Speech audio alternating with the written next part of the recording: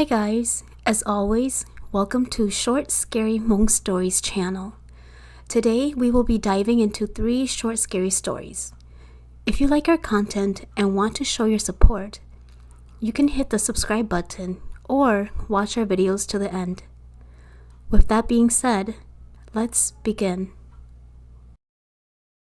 The chill of the Minnesota weather seeped through the cracks of our worn-out rental home, nestled in the heart of the west side of St. Paul. My family and we recently moved from California, looking to find cheaper rent and a promising job. Our landlord, another Hmong person like us, welcomed us with a smile that barely concealed his secrets. He remained tight-lipped about the house, revealing only the price and nothing more. Arrogant and desperate to find a place, we agreed. We settled in, oblivious to the nightmares that awaits. As the seasons changed, winter into spring, spring into summer, my mother, a delicate gardener, noticed a patch of earth in the backyard. It was nicely fenced. It seems like the previous renters, they must have been gardening too. My mother and my grandma, they were so excited, so they went to Hmong village and started buying some seedlings to start planting.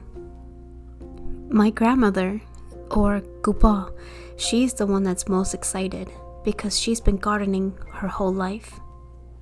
My grandma would always wake up at 5 in the morning to go water her plants. My mother works first shift, so she doesn't get to tend to the garden until after 3 o'clock. This one time, my grandmother went outside to water her plants early in the morning. When she came back, she asked me, "Tsai, chia thiki na ka muchu grete la?" I said to her, "Pa, kudish ta muna rong na. Eyalinda linte tu muchu grete ma, kudu pa ya ningta non tonya grete ne. Pa, chia peo, bedish to shane." Confused and angry, my grandmother just brushed it off. But she did double lock the garden fence. One fateful night, as I stood in the kitchen sink scrubbing dishes, I glimpsed over to the window. Looking towards the garden, I saw a human figure. An old Hmong woman, wearing a Hmong shirt and a purple turban on her head. She was about the same size as my grandmother, standing motionless, just gazing at the garden. I said to myself, Oya, tashnotili tambole, oya poching ta mushai porete tene. Tashinoti chondu tamonole, oya pochilo chene. Tikuma mutya polosho. I slowly put on my shoes and went outside. As I slowly opened the door and walked towards the garden, right when I was approaching the garden, she vanished. There was no one standing there anymore. I thought to myself, I could have swore I saw my grandma out here standing. Where did she go? So I ran back inside to look for my grandma. Turns out my grandma was in her room listening to her Hmong radio this whole time. I asked her, "Ba, totuka shila zao che na. Kudu ba ka yan ne?" My grandma answered, "Ka hai chika nan chai. Kudu nyao za no ne. Kudu shito ta mo ka ne. Na mo ta je kudu na mong kulu so tong chua sina." I didn't know what else to think after my grandmother said that, so I just took it as I was just seeing things. Months later, I didn't see that figure anymore, so I just brushed it off as it was nothing. But then it was my little brother's turn. This one night, my little brother and my older brother, they decided to stay up in the living room to play games. It was around midnight, and like always, my younger brother is always hungry. And yes, he is the chubbier one in the family. So he decided to go to the kitchen to find a midnight snack. As he was walking towards the kitchen, he heard sweeping. It sounded like somebody was sweeping in the kitchen. He stopped and listened carefully and thought to himself, Who the heck is sweeping at this time? I could have swore everybody is sleeping right now. As he slowly approaches the kitchen, he didn't turn on the light to see if he can catch whoever is sweeping. As he slowly peeked his head into the kitchen, he saw a dark figure, a short figure holding the broom. He thought instantly, "Is that Grandma? What is she doing at this time?" So he quickly turned on the lights. That's when the figure disappeared and the broom fell to the ground. He got so frightened, he turned back and ran to the living room as fast as he could. He jumped into my older brother's arms. He said, "Tilo, kupo dao yang tolu kitchen na." Being the older brother, you cannot be scared. So he went to the kitchen to take a look. When he got to the kitchen, he witnessed what my little brother did say, the broom in the middle of the kitchen. My older brother reassured him, and they both went upstairs to sleep. The next morning, my brother told my parents everything. And that's when my nosy self heard what they were talking about and had to tell them what I saw too. Now we kind of figure that there's something going on in this house. The things that we are seeing, it's just not normal. Haunted by the thought of an old woman, we summoned the courage to confront our landlord, demanding answers that he had been long keeping. He confessed to the tragedy that has happened in the house.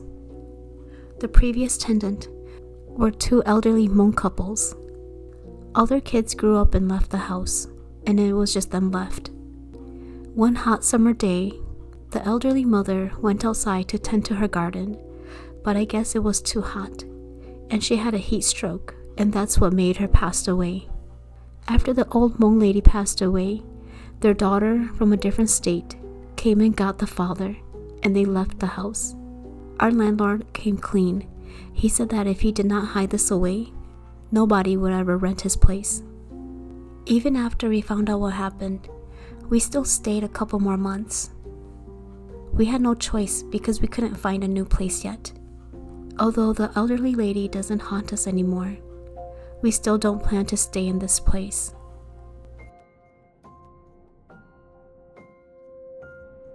It began as an ordinary day, much like any other, when my family and I embarked on our annual forest harvesting and search for the wild mushrooms that thrive in the damp earth and the fallen leaves. The Indian Mounds Loop Trail, located in St. Paul, Minnesota. This is the place where me and my family, we will always come each year to harvest wild mushrooms. We usually don't come in the morning or the afternoon because that's when it's most busiest. So we usually come in the evening, right before the park closes. This is when there's minimal people around, so we can gather as much as we could. So there's about 10 of us. Me, my mom, my sisters, my aunties, and my cousins.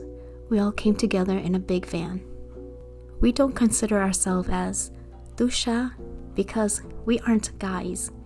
So we call ourselves Nsaisha instead. As we ventured deep into the woods, we came upon a lot of oyster mushrooms and a lot of puffballs. My auntie was so excited. She said to us in a whisper, "La, chuchua, yendo hengo, lo tono." As we all scattered towards her, my mom said, "Oye, oyani tanto mutokona, yuchuye tu rakiho, ichamikato babena."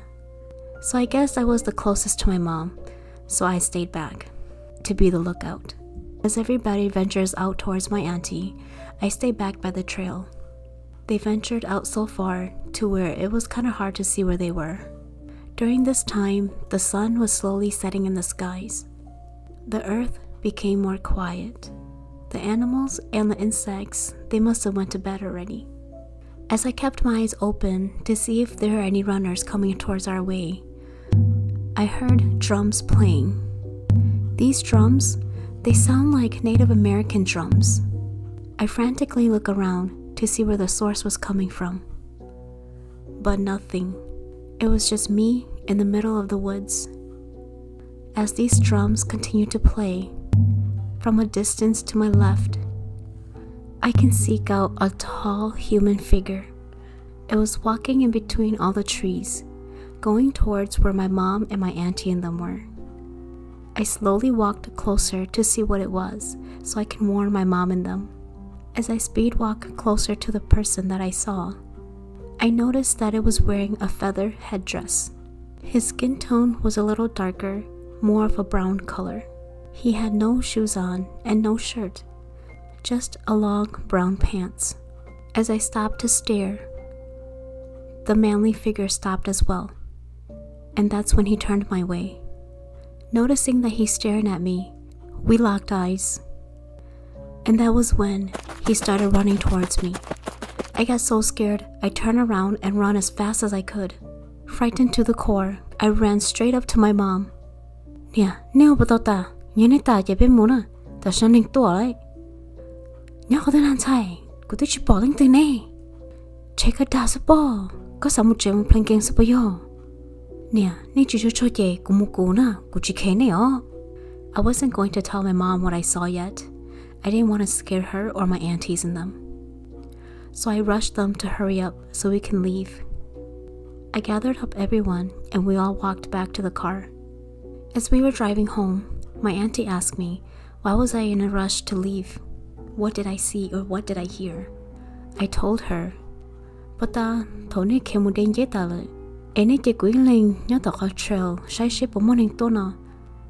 Cũng chỉ muốn trên lò, cũng chỉ bỏ lên từ kia li, ta sĩ plên nữa. Cũng nó rừng cổ lên từ tầng tàu chùa, chân chùa nữa rừng cổ lên chùa khá. Vậy thôi cũng chỉ cái đó sao lâu nè hả? Wow, ở cha, ít tu khá sợ. Thông đó, cũng nhớ đến chia, ta sĩ mà cũng bỏ hai tiền ní tu khá. Vì đó khó nên tông lúc có mọ, thế nên hả lúc trí khá. Thông đó chê cũng thấy lý xa hai tiền. Ở cha, hà rộng lúc chinh nó sẽ cha chẳng mua cha khá nó thế. Sân cổ linh nó là tư nào có nhiều lý bê sẽ sợ. Thông đó cũng thấy xa hai tiền. Trời tụ khá nó mua xe nửa một khó tư. Thảo cũng chơi tụ khá chê, sân cổ linh tụ khá ta tỏ cái tờ, lò tỏ cũng nè nè lợ. Thảo cũng bỏ lên đó, cũng biến trai chê cũng chỉ lên trề. Tất xíu lý cha thảo cũng trề. Chê tụ khá nửa hòn trề thế. Nương trề chê nửa hòn trên trong tôi đó cũng. Thảo nương chê cái tôi đó cũng nữa, ô đó cũng trai hình. Tân cho chê, tụ khá chê đi biết khéo là tỏ cũng. Cũng thế lý thi khe chê cũng thế lý khéo tỏ cũng nè nè lợ sư. After explaining everything to my aunt, my mom said that we cannot go back to that place. Once we got home, I decided to go on Google and do a little research about the Indian Mounds Loop Trail. Turns out this trail does have a lot of Indian mounds. These mounds are made by the natives as a cemetery where their ancestors are buried. Now it all makes sense of why I saw that Indian guy. That's because we were on their property. But even after the incident, my mom and my auntie and my cousins and them, they still forage over there. But I don't go anymore. No matter how much my mom asks me or bribes me to go, I still say no. I'm not gonna risk anything anymore.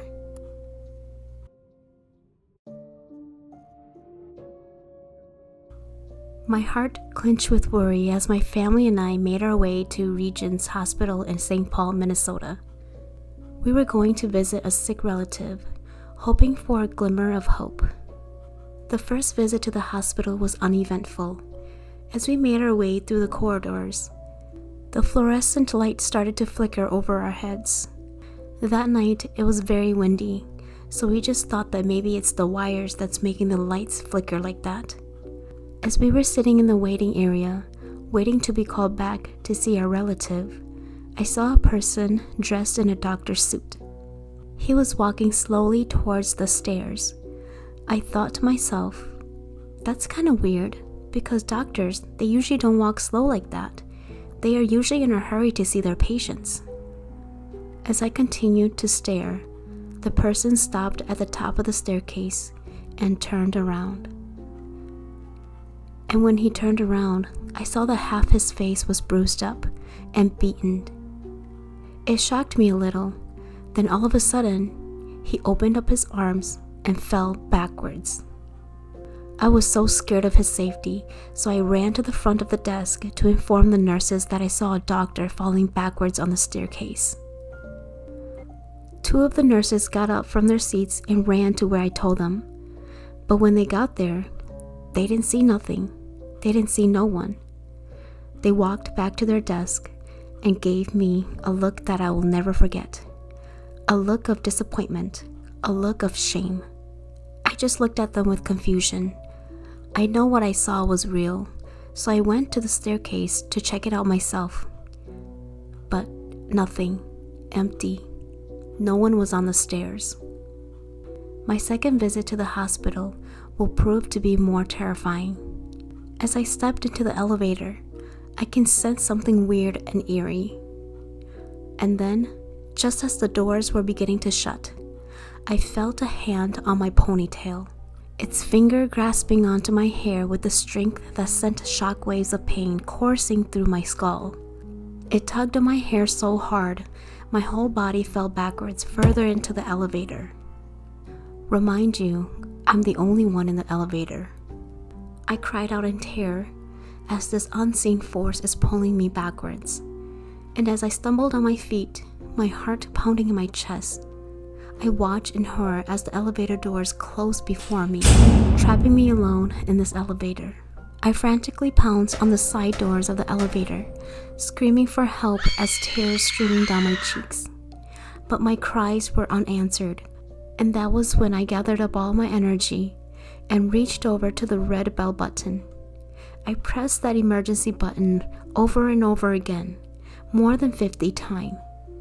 I thought to myself that this is it for me. I'm done for. So I crawled up in a ball and accepted my fate. As I sat there crying, the elevator doors suddenly opened, and the security guards came and hauled me out. But even after those 2 incidents that I've encountered, I still go to Regent's Hospital only when needed.